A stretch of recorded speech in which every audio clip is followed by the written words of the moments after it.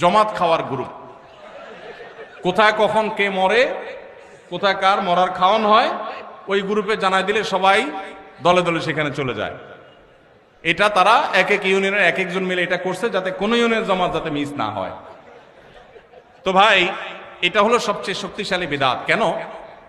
আমি একটা কথা প্রায় বলি, আপনি গুগলে গিয়ে, সবার হাতে হাতে এখন আজকাল মোবাইল আছে, স্মার্টফোন আছে, গুগলে গিয়া শ্রাদ্ধ লিখে সার্চ দিবেন, তালিবেশ রফালা আকার দয়ের পিঠে বড় ধ, শ্রাদ্ধ।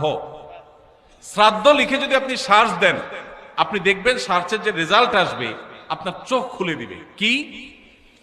হিন্দুদের মধ্যে একটা ধারণা আছে, সেটা হলো যদি কোনো মানুষ মারা যায়, যে মারা যায় তার মৃত্যুর পর এলাকাবাসী আত্মীয় স্বজন সবাইকে দাওয়াত দিয়ে না খাওয়ানো হলে ওই লোক স্বর্গে সোনা দানা পায়, খাওন পায় না, সে না খায় কষ্ট করে।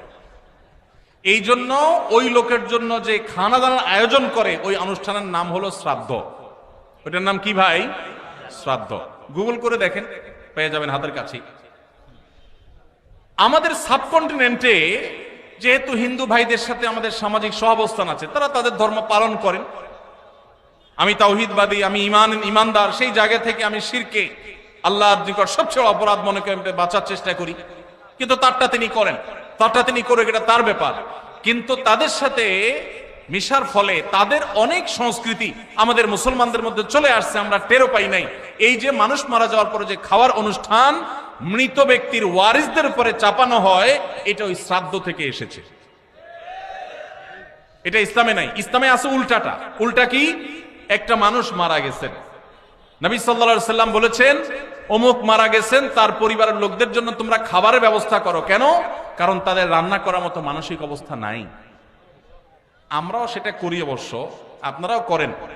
কেউ মারা গেলে তার আত্মীয় স্বজন, তার ছেলে মেয়ে, বউ বাচ্চাদেরকে খাওয়ান দাওয়ান দেন, 2 দিন 3 দিন একটু খাওয়ান টাওয়ান পাঠান, এরপরে 40 দিনের দিন সুদে আসলে একসাথে উঠায় নেন। কি বলেন? খাবার পাঠান গামলায় করে একটু, আর খাওয়ার সময় গোটা গরুটা খেয়ে ফেলেন এলাকার মানুষ। বাপ মারা গেছে, আপনি খুশি না বেজার? খুশি না বেজার? আপনার মা মারা গেছে, আপনি খুশি না বেজার? যদি বেজার হন, খাওয়ানোর যত অপশন আছে, খাওয়ানোর যত উপলক্ষ আছে মানুষ খাওয়ানোর, এটা খুশি হয়ে না বেজার হইয়া? যেমন মানুষ বিয়ে করছে, খুশির চোটে অলিমা খাওয়ায়, এটা সুন্নাত।